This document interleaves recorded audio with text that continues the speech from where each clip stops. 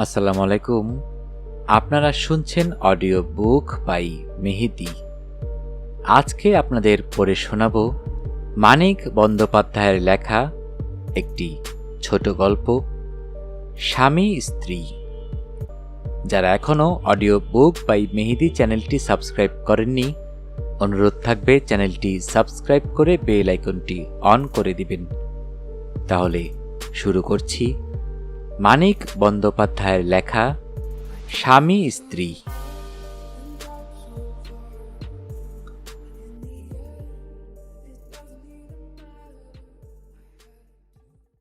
রাত 10টায় মেনকা ঘরে এলো। এ বাড়িতে সকাল সকাল খাওয়া দাওয়ার হাঙ্গামা চুকে যায়। ছোট ঘর, চওড়ার চেয়ে লম্বায় 2 হাতের বেশি হবে না। মেনকার বিয়েতে মেনকার স্বামী গোপালকে দেওয়া খাটখানাই ঘরের অর্ধেক জুড়ে আছে। খাটের সঙ্গে কোণ আছে ভাবে পাশ কাটানোর কৌশলে পাতা আছে গোপালের ক্যাম্প চেয়ার। চারদিকেই চেয়ারটির পাশ কাটিয়ে চলাফেরা সম্ভব।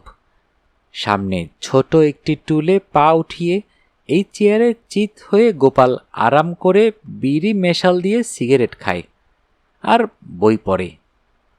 পপুলার বই, উঁচু দরের বই যারা লেখেন তাদের পর্যন্ত যে বই পড়ে সময় কাটিয়ে মনকে বিশ্রাম দিতে হয়। ঘরের এক কোণে ট্রাঙ্ক ও সুটকেস স্টিল, চামড়া আর টিনের। ট্রাঙ্কটি মেনকার বিয়ের সময় পাওয়া। রং এখনো উজ্জ্বল, তবে কিসে ঘা লেগে যেন একটা কোণ থেবড়ে গেছে। দেয়ালে কয়েকটি বাজে ছবি আর মেনকা ও গোপালের বড় একটি ফটো টাঙানো। শাড়ি, শাড়ি পরার ঢং, গয়নার আধিক্য আর চুল বাঁধার কায়দা ছাড়া ফটোর মেনকার সঙ্গে যে মেনকা ঘরে এলো তার বিশেষ কোনো তফাৎ চোখে পড়ে না। গায়ে একটু পুরন্ত হয়েছে মনে হয়, আবার সন্দেহও জাগে। ফটোর গোপালের চেয়ে ক্যাম্প চেয়ারের গোপাল কিন্তু অনেক রোগা। এতে ফটোর ফাঁকি নেই। বিয়ের পর সত্যই গোপাল রোগা হয়ে গেছে। বিয়ে করার জন্য অথবা চাকরি করার জন্য বলা কঠিন। চাকরি আর বিয়ে তার হয়েছে প্রায় একসঙ্গে। ঘরে এসে দরজায় খিল তুলে দিয়ে মেনকা সেমেজ ছাড়ল। খাটের প্রান্তে পা ঝুলিয়ে বসে জোরে জোরে পাখা চালিয়ে বলল, বাবা, বাঁচলাম। গোপাল বই নামিয়ে তার দিকে তাকিয়ে সায় দেওয়া হাসি একটু হাসল, তারপর আবার বই তুলে নিল। ও মা গো, সেদ্ধ হয়ে গেছি একেবারে। এবার গোপাল বই নামালো না, পড়তে পড়তেই বলল, বিশ্রী গরম পড়েছে। টেবিল ফ্যানটা তুমি আর কিনলে না? তুমি শাড়িটা না কিনলে ন্যাংটো হয়তো থাকতে পারি না। পাখার হাওয়া গায়ে লাগাতে তাই সে এরকম হয়ে আছে। ঘর যেন নির্জন, একজোড়া চোখও যেন ঘরে নেই। 3 মাস বাপের বাড়িতে কাটিয়ে 7 দিন আগে এখানে এসেছে। প্রথম দিন এভাবে হাওয়া খেতে পারেনি। ছি, লজ্জা করে না মানুষের? এক দেহ, এক মন, এক প্রাণ যারা 3 মাসের ছাড়াছাড়ি তাদের এমনি করে দেয়। দেখা হওয়া মাত্র চট করে এক হয়ে যেতে পারে না। 3 মাস তারা পরস্পরকে কল্পনা করেছে, কামনা করেছে, ব্যথা আর ব্যর্থতার নিঃশ্বাস ফেলেছে, মুক্তির আস্বাদ আর স্বাধীনতার গৌরবে আনন্দ অনুভব করেছে শাস্তির মতো। রাত জেগেছে, আবেগের চাপে সময় সময় দম যেন আটকে এসেছে কয়েক মুহূর্তের জন্য। কত অভিনব পরিবর্তন ঘটেছে দুজনের মনের মধ্যেই। দেখা হবার পর আবার এক দেহ, এক মন, এক প্রাণ হতে খিল দেওয়া ঘরে একটা রাতের, অন্তত আধখান বা সিকিখান রাতের সময় লাগবে বইকি। যন্ত্রের পার্টস খুলে আবার ফিট করতে পর্যন্ত সময় লাগে। বিধাতা মিস্ত্রি হলেও লাগে। শরীরের ঘাম শুকিয়ে গেলে মেনকা পূবের দুটি পর্দা লাগানো জানালার একটিতে গিয়ে দাঁড়াল। পাশের একতলা বাড়ির ছাতে গরম জ্যোৎস্নার ছড়াছড়ি। তার পরের তেতলা বাড়ির 7টা জানালা দিয়ে ঘরের আলো বাইরে আসছে। আজকাল কখন সবগুলো জানালার আলো নেভে কে জানে। বিয়ের পর কিছুদিন এ খবরটা সে জানত। 4টে জানালা অন্ধকার হতো প্রায় 11টায়, 2টি হতো 12টার কাছাকাছি, আর তেতালার কোণের জানালাটি নিভত রাত 1:30-2টোর সময়। ওই ঘরটিতে কে বা কারা থাকে তাই নিয়ে সে কত কল্পনাই করেছে। অন্য সম্ভবপর কল্পনাগুলো তার মনে আমল পেত না। পরীক্ষার পড়া করতে ও ঘরে কাউকে রাত জাগতে দিতে সে রাজি ছিল না। তার কেমন বিশ্বাস জন্মে গিয়েছিল তেতলার ওই কোণের ঘরটিতে তাদের মতো এক দম্পতি থাকে, বিয়ে যাদের হয়েছে অল্প দিন। তাদের মতো ভালোবাসতে বাসতে কখন রাত 2টো বেজে যায় ওদেরও খেয়াল থাকে না। তারা অবশ্য আলো নিভিয়ে দেয় অনেক আগেই। বাড়ির ভেতরের দিকে তাদের জানালাটি শুধু ঘন সারশির, ঘরের মধ্যে নজর চলে না, কিন্তু আলো জ্বলছে কি না জানা যায়। ওদের তেতলার কোণের ঘরটিতে আলো জ্বালিয়ে রাখার অসুবিধা নেই। বাপের বাড়ি থেকে ফিরে আসবার দিন তারা প্রায় রাত 3টে পর্যন্ত জেগেছিল, কিন্তু সেদিন ও বাড়ির জানালার দিকে তাকাতে খেয়ালও হয়নি। মেনকা আপন মনে আফসোসের অস্ফুট আওয়াজ করল। সে রাত্রে বড় বাড়াবাড়ি হয়ে গিয়েছিল। এক রাত্রে সব একঘেয়ে হয়ে গেল। বাপের বাড়ি যাওয়ার আগে একটানা 6 মাস একসঙ্গে কাটিয়ে যেমন হয়েছিল। ঘুম আসছিল, আফসোসটাই যেন ঘুম কাটানোর বেশি কি করে দিয়ে গেল মেনকার। স্তিমিত চোখের একটু চমক আর পিঠের ঠিক মাঝখানে মৃদু শিরশির। গোপাল মনোযোগ দিয়ে বই পড়ছে। পড়ায় বাধা দিলে সে বড় বিরক্ত হয়। কিছু বলে না, কিন্তু বিরক্ত হয়। বিছানায় ফিরে গিয়ে মেনকা ইতস্তত করে। যতক্ষণ না তার মনে পড়ে যায় যে বেশি রাত জেগে বই পড়লে গোপালের মাথা গরম হয়ে যায়। ঘুম ভাঙিয়ে তাকে বড় জ্বালাতন করে গোপাল। মনে হয় শান্ত সুবোধ মানুষটা যেন বদলে গেছে, মদ খেয়েছে। এমন বিশ্রী লাগে মেনকার, এমন রাগ হয়। সে কি পালিয়ে যাবে? পরদিন সে কি ঘরে আসবে না? দিনের পর দিন ঘুম ভাঙিয়ে একটা মানুষকে কষ্ট দেওয়া কেন, যার শরীরও ভালো নয়? অথচ সে যদি কোনো দিন দরকারি কথা বলতে বলতে মাঝরাতে গোপালের ঘুম ভাঙায়, যেদিন কোনো অজানা কারণে তার নিজের ঘুম আসে না, অথবা হঠাৎ ঘুম ভেঙে মনটা অদ্ভুত রকম খারাপ লাগে আর সমস্ত শরীরটা অস্থির অস্থির করায় ছটফট করতে ইচ্ছে হয়, গোপাল শুধু বলে, কাল শুনব, সকালে শুনব। তবু যদি সে নিজেকে তার বুকে খুঁজে দেবার চেষ্টা করতে করতে করুণ সুরে বলে, ওগো শুনছ, বুকটা কেমন জ্বালা করছে, একটু সোডা খাও, বলে সে পাশ ফিরে বালিশটা আঁকড়ে ঘুমোতে থাকে। তবে মেনকার বুকটা সত্যি জ্বালা করে।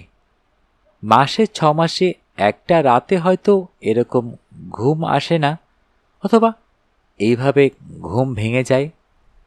হলই বা তা অম্বলের জন্য।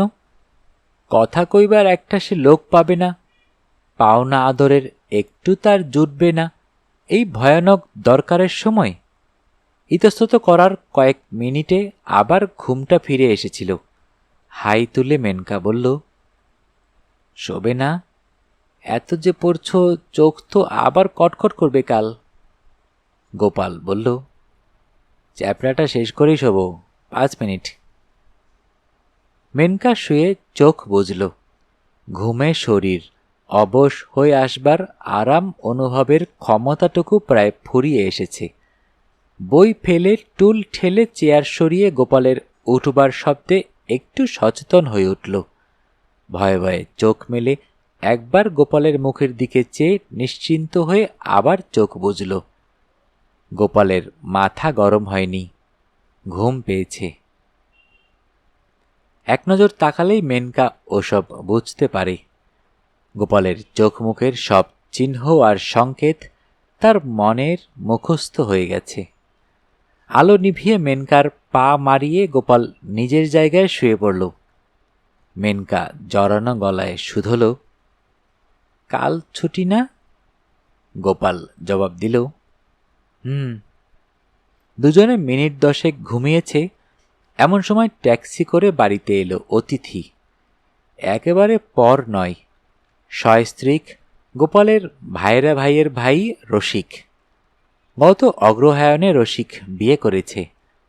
বউকে বাপের বাড়ি রেখে আসবার জন্য আজ 12টার গাড়িতে তারা রওনা হয়েছিল। 6:30 কলকাতা পৌঁছে আবার রাত 9টার গাড়ি ধরবে।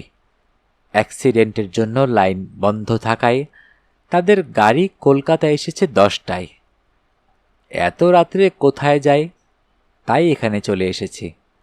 নইলে এত রাত্রে কোনো খবর না দিয়ে মনে করে যে এসেছ, এই আমাদের ভাগ্যি। স্টোভ ধরিয়ে মেনকা লুচি ভাজতে বসল। গোপালের ভাই সাইকেল নিয়ে বার হলো খাবারের দোকানের উদ্দেশ্যে। অন্তত 4 রকমের ছানার খাবার আর রাবড়ি আনবে। মোড়ের পাঞ্জাবি হোটেল থেকে আনবে মাংস। ঘরে ডিম আছে। মেনকা মামলেট বানাবে। বাড়িতে কুটুম এসেছে, নতুন বউকে সঙ্গে নিয়ে এসেছে। খাওয়া দাওয়ার ব্যবস্থা একটু সমারোহ করা গেল না, ছি। তবে কাল বিকেলে ওদের গাড়ি, দুপুরে ভালো রকম আয়োজন করা যাবে। মাসের শেষে টাকা ফুরিয়ে এসেছে বটে, কিন্তু কুটুম বাড়িতে এলে টাকার কথা ভাবলে চলবে কেন? পিসিমাকে মেনকা ফিসফিস করে জিজ্ঞেস করল, একখানা ভালো কাপড় তো বউকে দিতে হবে না পিসিমা? দেওয়া তো উচিত। বাড়িতে হঠাৎ অতিথি আসার উত্তেজনা ছাপিয়ে গোপালের জন্য এবার মেনকার মমতা জাগে। আবার এ মাসে বেচারিকে টাকা ধার করতে হবে। একটা মানুষ খেটে খেটে মরে গেল। ভাই বোন মাসি পিসি সবাই লুটেপুটে তার রোজগার খাচ্ছে। তার উপর আবার কুটুমের এসে অতিথি হওয়া চাই। একটা টেবিল ফ্যান কেনার স্বাদ পর্যন্ত বেচারার মেটে না। সেই বা কেমন মানুষ, ঘেমে চেমে অফিস থেকে ফিরলে 10 মিনিট একটু হাওয়া পর্যন্ত করে না তাকে। আজ রাত্রে পাখার বাতাস দিয়ে ওকে ঘুম পাড়িয়ে তবে সে ঘুমোবে। এক হাতে হাওয়া করবে, অন্য হাতে মাথার চুলে। রসিক খেতে বসল ঘেরা বারান্দায়। রসিকের বউকে বসানো হলো ঘরে। রসিকের কাছে বসলেন পিসিমা। তার বউয়ের ডাইনে বায়ে গা ঘেঁষে বসল মেনকার 2 ননদ। পরিবেশন করতে করতে মেনকা লক্ষ্য করল, এদিকে ওদিকে নড়ে চড়ে বেড়াতে বেড়াতে গোপাল রসিকের বউকে দেখছে, আগ্রহের সঙ্গে দেখছে। প্রথমে রসিকের বউকে দেখে গোপাল যেন একটু আশ্চর্য হয়ে গিয়েছিল। আলাপ করতে গিয়ে লজ্জায় তাকে কাবু হয়ে পড়তে দেখে যেন একটু আহত হয়েছিল। সহজ একটা ঠাট্টায় তাকে ফিক করে হাসিয়ে কথা বলাতে পারায় খুশির যেন তার সীমা ছিল না। লুচি ভাজতে ভাজতে এসব মেনকা লক্ষ্য করেছে। এখন দুজনের খাওয়া তদারকের ছুতোয় ক্রমাগত বারান্দা থেকে ঘরে গিয়ে চোখ বুলাচ্ছে রসিকের বউয়ের সর্বাঙ্গে। অন্য কারো চোখে পড়বার মতো কিছু নয়। অন্য কারো সাধ্য নেই গোপালের চলাফেরা আর হাসি মুখে মানানসই কথা বলার মধ্যে অতিরিক্ত কিছু আবিষ্কার করে। মেনকার মতো চোখ তো ওদের কারোরই নেই। কিন্তু গোপাল এরকম করছে কেন? রসিকের বউ সুন্দরী বলে? মেয়েটার রূপ আছে, একটু কড়া ধাঁচের রূপ, যে রূপ কাপড় জামায় বিশেষ চাপা পড়ে না, বরং আরও উগ্র, আরও অশ্লীল হয়ে দাঁড়ায়। রাস্তার লোক হা করে তাকিয়ে থাকে। বাড়ির মানুষ সশঙ্ক অবস্থায় দিন কাটায়। আর রূপের অহংকারে রূপসীটির মাটিতে পা পড়ে না। গোপাল শান্ত, ভদ্র, মিষ্টি রূপ ভালোবাসে, মেনকার মতো রূপ। রসিকের বউকে দেখে তার তো বিচলিত হবার কথা নয়। ঘরে গিয়ে একটু খোঁচা দিতে হবে, বুঝতে হবে ব্যাপারখানা কি। অতিথিদের খাওয়া শেষ হতেই তাদের শোয়ার সমস্যা নিয়ে পিসিমা, মেনকা আর গোপালের পরামর্শ হল। পিসি বললেন, গোপাল আর কানাই এক বিছানায় শোবে, ওর বউকে অনুবিনীদের গড়ে দেওয়া যাক, একটা তো রাত। গোপাল বলল, না না, তাই কি হয়, নতুন বিয়ে হয়েছে, ওদের একটা ঘর দেয়া উচিত, ওরা আমার ঘরে থাকবে। পিসিমা ঢোক গিলে বললেন, তবে তাই করো। তারপর রাত 1টায় বাড়ির সব আলো নিভল। গোপাল শুল ভূপালের ছোট চৌকির ছোট বিছানায়, মেনকা শুল অনুবিনু 2 ননদের মাঝখানে। রাত্রিবেলা একান্ত দুর্লভ বৌদিকে ঘটনাচক্রে কাছে পেয়ে অনুবিনুর আহ্লাদের সীমা নেই। না ঘুমিয়ে সারা রাত গল্প করবে ঘোষণা করে মিনিট 10 ফোয়ারার মতো, এবং তারপর আরও 10 মিনিট ঝিমিয়ে কথা বলে আধ ঘন্টার মধ্যে দুজনেই ঘুমিয়ে পড়ল। মেনকা রইল জেগে। গোপালকে তার কত কথা বলার ছিল, কিছুই বলা হলো না। আজকের রাতটা কাটবে, এই দীর্ঘ অফুরন্ত রাত, তারপর সারাটা দিন যাবে। কিছুতে কাটতে চায় না এমন একটা দিন। রাত 10টায় সে গোপালের সঙ্গে কথা বলবার সুযোগ পাবে। ততক্ষণে বাসি হয়ে যাবে সব কথা, বলার কোনো মানে থাকবে না। তাছাড়া পিসিমা কাল ওদের এখানে থেকে যেতে বলেছেন। কাল দিনটা বড় খারাপ, যাত্রা শুভ নয়। রসিকেরা হয়তো কালও এখানে থেকে যাবে, রাত্রে দখল করবে তার ঘর। তাহলে সেই পরশু রাত্রির আগে গোপালকে সে আর কাছে পাচ্ছে না। কি হতচ্ছাড়া একটা বাড়ি গোপাল নিয়েছে, একটা বাড়তি ঘর নেই। বাড়তি ঘর থাকবেই বা কি করে? ভাই বোন মাসি পিসিতে বাড়ি গিজগিজ করছে, গোপালের দোষ নেই। এই বাড়ির জন্যই মাসে মাসে 35 টাকা ভাড়া গুনছে। সকলের সুখের জন্য খেটে খেটে সারা হয়ে গেল মানুষটা। একটু রোগাও যেন হয়ে গেছে আজকাল, নিশ্চয়ই রোগা হয়ে গেছে। পরশু যখন তাকে জড়িয়ে ধরেছিল, কই আগের মতো জোরে তো ধরেনি। কাছে থাকলে আজকেই পরখ করা যেত কতখানি দুর্বল হয়ে পড়েছে। কাল সকালে চেয়ে দেখতে হবে গোপালের চেহারা কেমন আছে। কাল থেকে একটু বেশি মাছ দুধ খাওয়াতে হবে তাকে। এখন গিয়ে যদি একবার দেখে আসে। ভূপাল আর কানাই নিশ্চয়ই ঘুমিয়ে পড়েছে, কিন্তু আলো জ্বালালে যদি ওদের ঘুম ভেঙে যায়, অন্ধকারে গায়ে হাত বুলোতে গেলে গোপাল যদি জেগে যায়। আজ রাত্রে কিছু হয় না, আজ সে ফাঁদে পড়ে গেছে। হার্ট ফেল করে এখন সে যদি মরেও যায়, গোপালের একটু আদর পাবে না। কোনো উপায় নেই, কোনো ব্যবস্থা করা যায় না। একটা বাড়তি ঘর যদি বাড়িতে থাকত। রাত্রির স্তব্ধতা মেনকার কানে ঝমঝম শব্দ তুলে দেয়। ছুতু আর কৈফিয়তের আশ্রয় ছেড়ে যুক্তি আর সঙ্গতির স্তর অতিক্রম করে চিন্তা তার সোজাসুজি স্পষ্টভাবে গোপালকে চেয়ে বসে।